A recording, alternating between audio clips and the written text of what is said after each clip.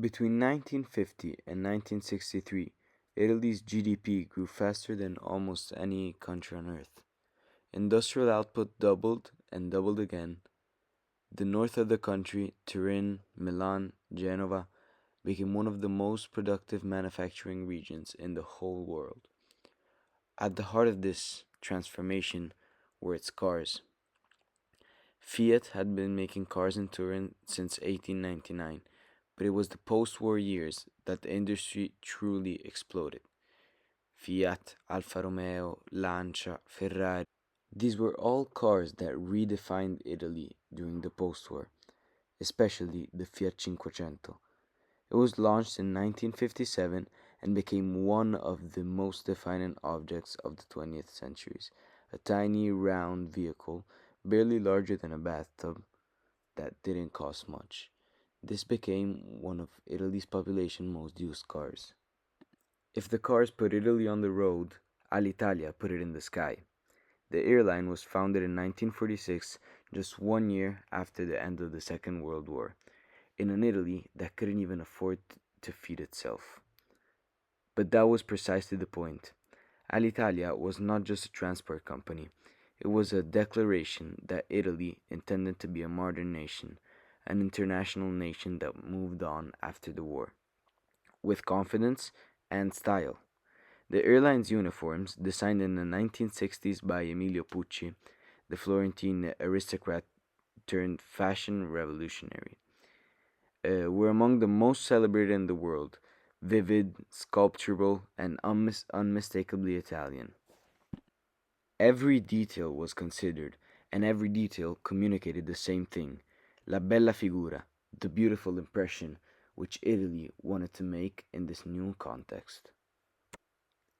Alitalia's roots stretch from Rome to New York, from Milan to Buenos Aires, from Fiumicino to Tokyo. At its peak, the airline flew to over 80 destinations worldwide. The moment you stepped onto that plane, you were already representing something. There was another Italy running parallel to all of this, quieter, older, and far more patient. The mafia had always been part of the Republic's unspoken architecture, sometimes protected by the very institutions sworn to fight it. But on the 23rd of May, 1992, on a stretch of motorway outside Palermo, the arrangement collapsed into 500 kilograms of explosives. Giovanni Falcone was a judge from Palermo who has spent his life taking mafia to court. In 1986, his work led to the conviction of 360 mafiosi in a single maxi processo. Cosa Nostra wanted him dead. On the 23rd of May 1992, Falcone flew into Palermo from Rome. The drive from the airport into the city was one he had made many times. What he didn't know was that in the weeks before, men working from the mafia boss Totorina had packed a drainage tunnel under the motorway with 500 kilograms of explosives. The blast tore the road apart. Falcone, his wife, and three escort officers were killed. 57 days later, his closest friend and colleague, Paolo Borsellino, was blown up in Palermo by the same organization. Italy had survived fascism, war, and terrorism, but this felt like something new. A country being told very clearly who was really in charge. The years of lead, also known as the Anni di Piombo, lasted between the late 1960s and the early 1980s, and was characterized by the actions of political violence, terrorism, social unrest, and fear. The name Years of Lead refers to the gun violence used in the terrorist attacks, assassination, and armed confrontations that happened multiple times during that period of time. During these years, Italy experienced violence from both left-wing extremist groups and right-wing extremist groups. These political movements believed that violence was a legitimate way to achieve their political goals, being violent toward those who didn't follow their way of reason. These events caused multiple situations where people got hurt or even died, making common people start to lose hope in the state. The late 1960s was a time of great social change, where students started organizing protests and workers demanded better working conditions. However, the biggest turning point was the Cold War, which divided the world between the NATO, which defended capitalism, and the Warsaw Pact, which defended communism. And these political tensions between the two strongly influenced Italian politics, which led to the development of radical political ideologies. As this ideology war got more deep, radical political movements started to form, and as a result, bombings, kidnappings, assassination, and armed attacks became increasingly common. Common citizens felt unsafe, thinking that democracy was failing them. On the right wing side, they had NAR and Ordine Nuovo, and on the left wing side, they had the Brigate Rosse. The violence was not limited to politicians or police officers. On the other hand, many innocent civilians became victims of terrorist attacks, but also from officer attacks, who got away with what they did because of their job. A really famous example is what happened in Acalarencia, where a police officer shot a member of Il Fronte della Gioventù because the officers were defending a journalist from the members of Il Fronte della Gioventù. What many argue is the event that started the lead years was the terrorist attack in Piazza Fontana.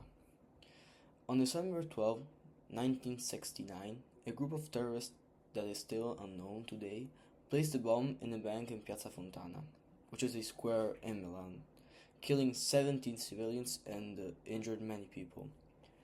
The bombing shocked everyone. Italians suddenly realized that terrorism wasn't anymore a distant threat, but an immediate danger. So the police started immediately with the investigations and arrested many anarchists, like Giuseppe Pinelli. What's really curious about Giuseppe Pinelli is that while he was being questioned by the police, Pinelli fell from the fourth floor, turning the investigations even more controversial. As investigations proceeded, the police started arresting far-right militants, but the investigation started getting too complicated, so they dropped the case, leaving space for open debate on who's actually responsible, and also turning this into an ideological side. Piazza Fontana symbolized the beginning of the years of lead, the kidnapping and murder of Aldo Moro, which was the former minister of Italy and the former head of the Christian Democracy Party, is probably the most remarkable event of those times. Those who were responsible of the assassination of Moro were the anarchist group known as the Red Brigades, or Brigate Rosse in Italian. They were founded in the early 1970s, and they wanted to overthrow the state by doing an armed revolution, participating in attacks against judges, state functionaries, and other important figures of the time. Their most remarkable attack occurred on March 16, 1978. That morning, Prime Minister Aldo Moro was traveling through Rome with a police escort. The Red Brigades ambushed the convoy and killed all 5 members of his escort and kidnapped Aldo Moro.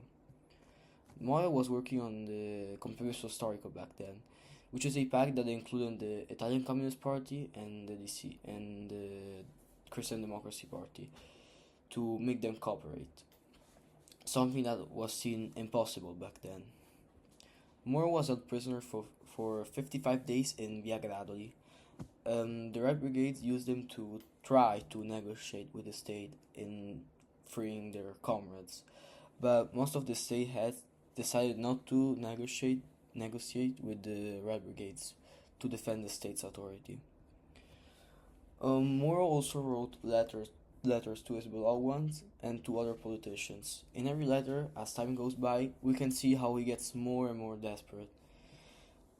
On May 9, 1978, everything ended. Aldo Moro's body was discovered in a car parked in the center of Rome, right between a DC headquarters and a PCE headquarters. This assassination shocked Italy and the rest of the world, impacting Italian politics in a permanent way. After this attack, the Arab brigades started losing popular support, letting them and their anarchist ideology gradually disappear over time. On August 2, 1980, Bologna's central railway station was full of travelers going on vacation. Then, at 10:25 a.m., a bomb exploded in the middle of the station. The outcomes were tragic. 85 people died and more than 200 people were injured. This was the most tragic terrorist attack during the late years. This terrible event shocked not only the state but the entire population of Italy, with immediate help being sent to the station. Nurses, doctors, police officers were sent there, and the investigation started as soon as possible, and it lasted for many years. At the end of a group of neo-fascists that were part of the organization known as NAR were convicted. But this case is still full of controversy and open to debate. But regardless, Bologna that day became the symbol of a great tragedy that left a scar in modern Italian history. Every year, a commemoration for those who died in August 2, 1980 in Bologna is held, to never forget those innocent people that died for an ideology that didn't belong to them.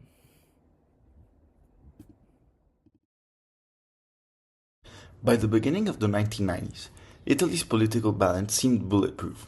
For nearly half a century, the same coalition of parties had ruled the nation, bringing it into the ranks of the world's wealthiest economies. But beneath the image of the economic boom lay the rotten core, a system where democracy had a price tag. It all unraveled because of 7 million lire, a few $1,000s, and the toilet.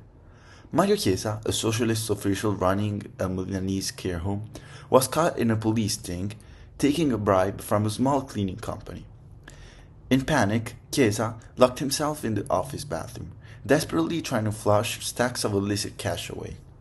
The investigation was named Mani Pulite, or Clean Hands, led by a relentless young procurator named Antonio Di Pietro. It triggered an unprecedented domino effect. The political elites ignored him, calling him a lone rouge. It was their fatal mistake. Insulted and abandoned by his bosses, Chiesa started to talk. And he didn't just name individuals. He handed the prosecutors a path to a shadow state. Chiesa's confessions forced a businessman to speak. The businessman named the politicians, and the politicians named their bosses. The case built up, turning into Tangentopoli, which translates into Brightsville. Every major public contract, from subways to airports, required a mandatory bribe to fund the ruling parties. Over 4,000 people were investigated. Massive corporates fell, and the public consent decreased drastically, until it eventually evaporated. Decades of built-up frustration erupted into outright fury on the streets. By 1994, the political picture of Italy was completely overturned.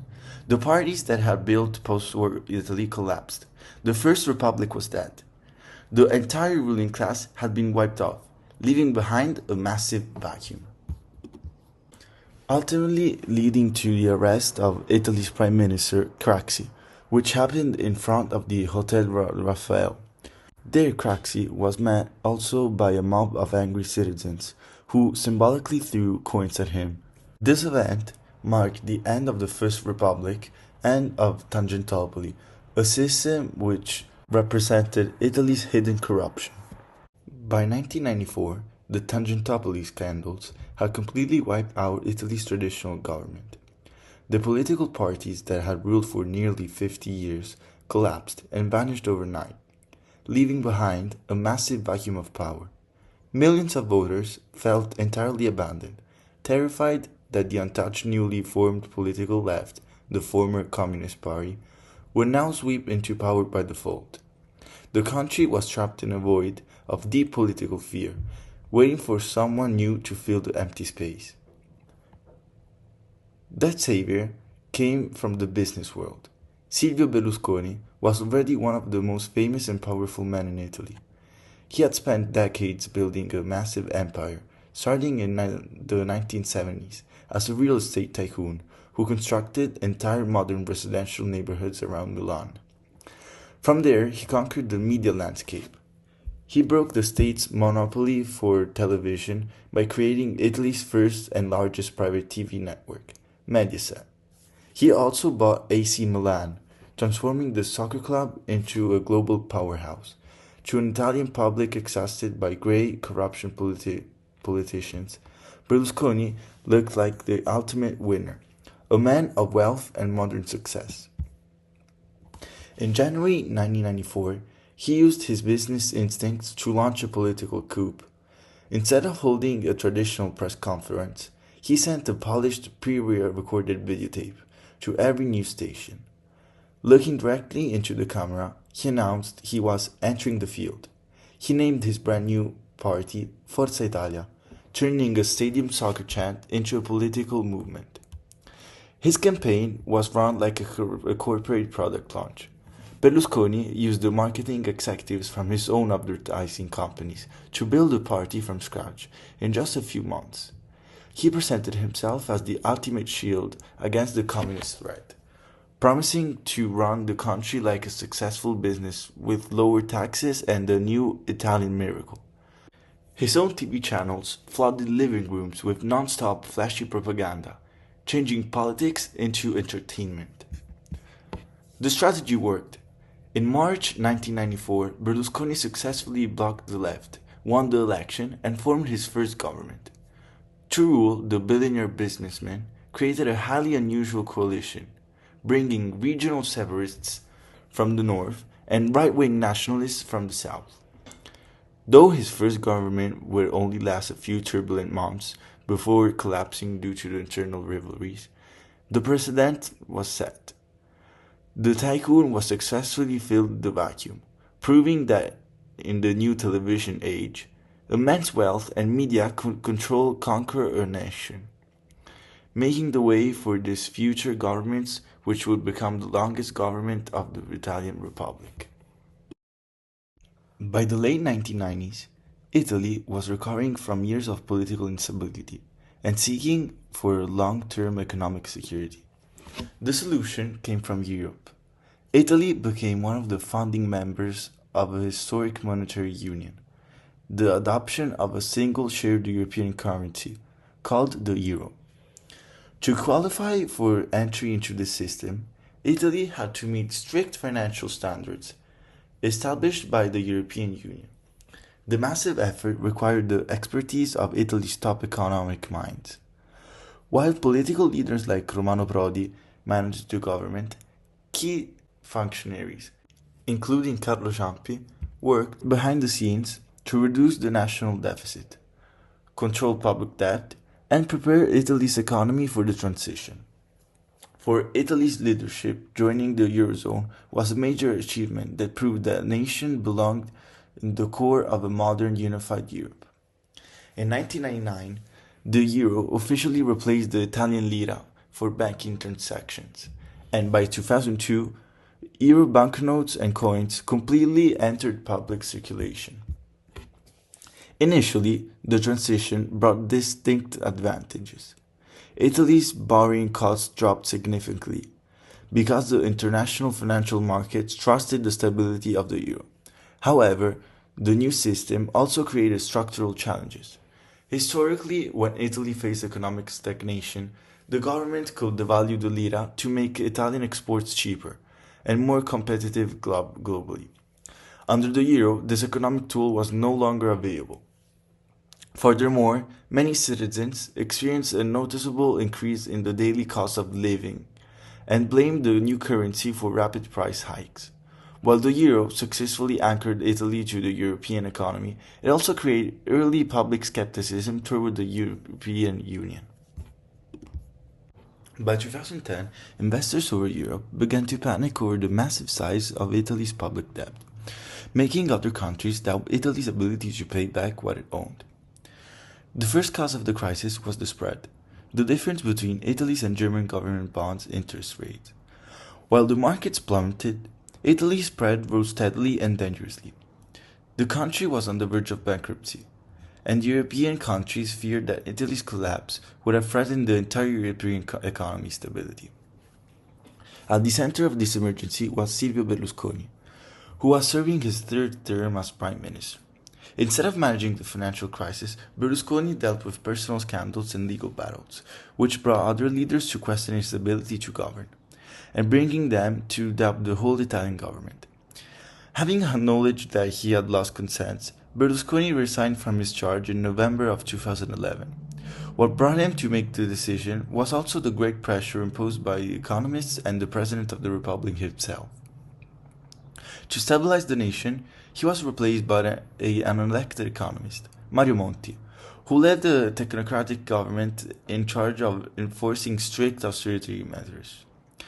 Ultimately, similarly to how a scandal had led to the complete overturn of Italy's government in the 1990s, economic challenges and personal scandals brought Berlusconi's government to an abrupt end, marking in this way the end of one of Italy's most politically stable periods.